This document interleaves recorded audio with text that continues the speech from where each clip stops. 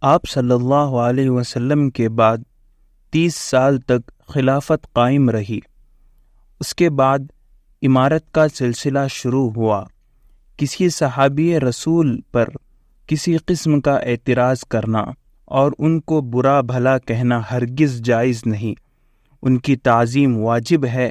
صحابہ رضوان اللہ تعالی علیہم اجمعین کے آپسی اختلاف اجتہادی تھے۔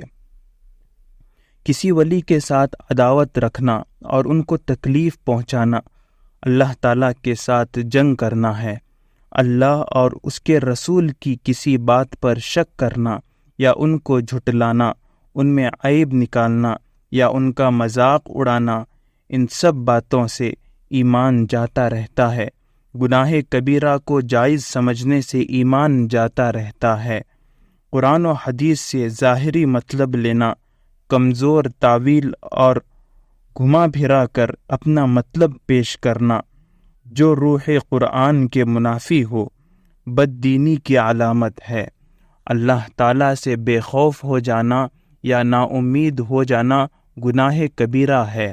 کاہن اور نجومی سے غیب کی باتیں پوچھنا اور اس پر یقین کرنا کفر ہے۔ کسی مسلمان کو بغیر کسی شرعی عذر کے گالی دینا حرام ہے۔ کسی کا نام لے کر کافر کہنا یا لعنت کرنا بڑا گناہ ہے۔ ہاں، یوں کہہ سکتے ہیں کہ ظالموں پر لعنت ہو، جھوٹوں پر لعنت ہو۔ جب آدمی مر جاتا ہے تو چاہے وہ جس حال میں ہو، اس سے سوال و جواب کا ہونا برحق ہے۔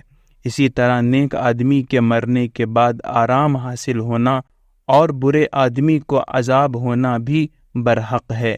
میت کے لیے دعا کرنے سے یا کچھ خیرات دے کر بخشنے سے اس کو ثواب پہنچتا ہے اور اس سے اس کو بڑا فائدہ ہوتا ہے، لیکن اس کے لیے کچھ خاص الفاظ یا خاص وقت یا خاص جگہ یا صورت مقرر نہیں کرنا چاہیے۔